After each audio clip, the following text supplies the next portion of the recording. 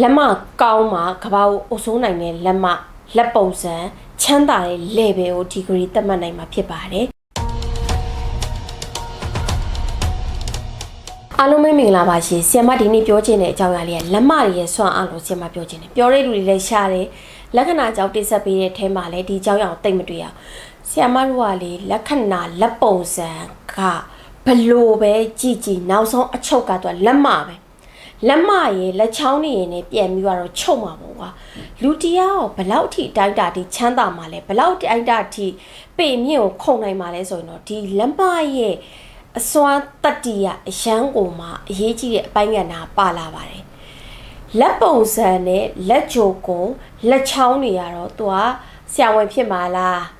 ဘာဖြစ်မှာလဲအရာရှိဖြစ်မှာလားတထေးဖြစ်မှာလားတမန်လူလက်တန်းစားဖြစ်မှာလားစားသုံးသူပဲဖြစ်မှာလားရိုးရိုးအောက်ခြေအလွာဖြစ်မှာလားဆိုတော့ဒီလက်ပုံစံပေါ်ပြတာလက္ခဏာမှာပေါ်တဲ့ဒီဘာလန်းကြောင်းလို့ညာလန်းကြောင်းလို့ထီယိုလို့ဘာလို့ညာလန်းကြောင်းလို့ဒါတွေလန်းကြောင်းနေရကြတော့သူကဘယ်အချိန်မှာပွားပေါက်တိုးမှာလဲဘယ်အချိန်မှာသူဒုက္ခရောက်မှာလဲအကောင်ဆိုပြပေးရအချိန်ခါပေါ့နော်လမ်းကြောင်းနေကြအဲ့တော့လက်မတွေကအရန်အောင်မှာအရေးကြီးရယ်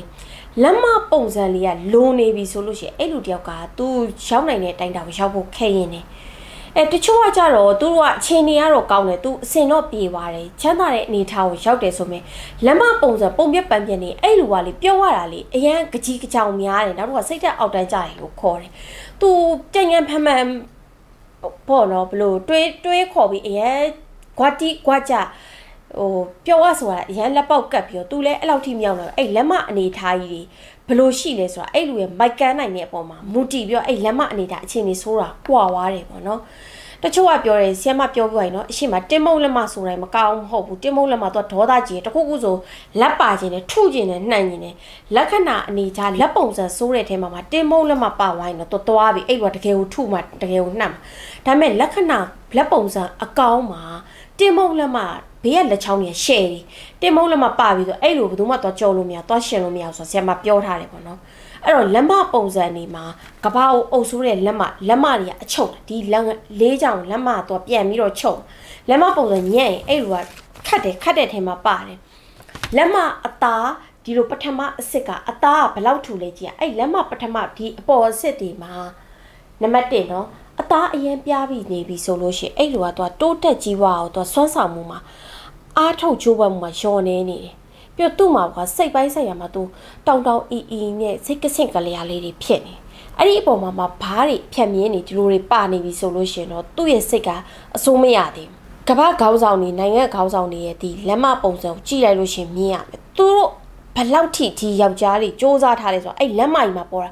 အသားကြီးကအထူကြီးတွေနဲ့သူတို့လက်မတွေကပုံတရံကြည့်လို့ကောင်းတယ်တအားရက်ဆက်တက်တဲ့ဘက်ကိုရောက်သွားတယ်လေရှိဒါပေမဲ့အဲ့ရက်ဆက်တက်တဲ့အပိုင်းကိုထည့်မပြောတော့ကြည့်ရတာမှဆိုတော့သူများလက်ယူကြည့်ပြီးဟဲ့နင်းလက်ကောင်မှာဆင်မထက်လို့ပြောတာဟိုလိုဖြစ်တယ်ဒီလိုဖြစ်တယ်ဆိုအဲ့လက်တန်းကောက်တဲ့ဗီဒီယိုတွေမှာရှောက်ပြီးတော့ပြောကြတာကြီးများလို့ဆရာမပြောရင်လက်တန်းကောက်တယ်ဆိုတာပုံစံတစ်မျိုး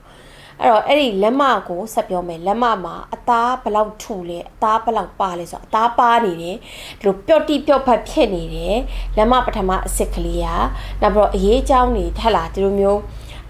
အလျားလိုက်စင်းနေရှိနေပြီဆိုလို့ရှင်တော့သူ့ရဲ့လုံနိုင်ကိုင်းနေဆိုရင်ကြာနေသူစ조사ရမယ်စရဏအားထုတ်ရမယ်ဒါနသီလပါဝနာပေါင်းဆက်ရမယ်လက်မထိတ်ကြီးကတချို့ပြပြကြီးတွေလို့မြင်ရတယ်လက်မကြည့်လိုက်တာနဲ့ပြပြလို့မြင်ရတယ်တချို့ကကြောင့်ဒီနေရာမှာဘူးတိုလို့မြင်ရတယ်နောက်တစ်ခုဆိုတာတချို့ရဒီလက်မပထမစီရလိုမျိုးလေး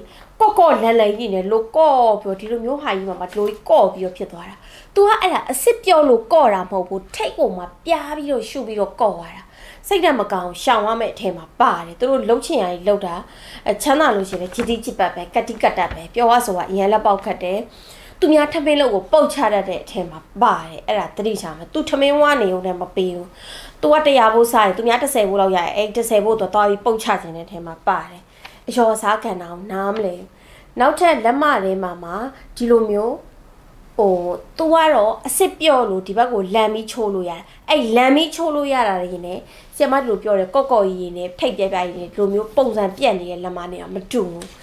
လက်မတစ်ခုအားကောင်းမှာသူ့ဒီဘက်လက်၄ချောင်းနဲ့လက်ဖွားနဲ့ကိုပြန်ချုပ်မှာဘယ်လောက်ချမ်းသာရမလဲဆိုတော့ပြောပြချင်တာဖြစ်တယ်အခုနောက်ပိုင်းမှာပြောစရာ topic တွေကလည်းများပါ TO တွေပိုင်းသူများတွေအကုန်လုံးပြောကြတယ်လေပြောကြတယ်မှန်တာတွေရောမှားတာတွေရောအကုန်ရှိတယ်လက်မအကြောင်းပြန်ချုပ်တာတိတိကျကျပြောထားတာမျိုးမတွေ့သေးလို့ဆရာမပြောပြပေးတာဖြစ်တယ်ဆရာကြီး level တွေဆိုလို့ရှင်တော့တည်တယ်ဒီလက်မတချို့အရင်ချမ်းသာမယ်လဲပါညာပြောတယ်ဒါပေမဲ့လက်မမှာကြည့်ရတာနည်းနည်းလေးတွေ twist ကလေးတွေဖြစ်နေလက်မကောင်းလားမကောင်းလားဆိုတော့ကိုယ့်ကိုကြည့်လိုက်လို့ရှာတယ်ပုံသဏ္ဍာန်ကောင်းနေတဲ့လက်မပုံသဏ္ဍာန်ကောင်းတာတပြို့တချို့ကြည့်ရ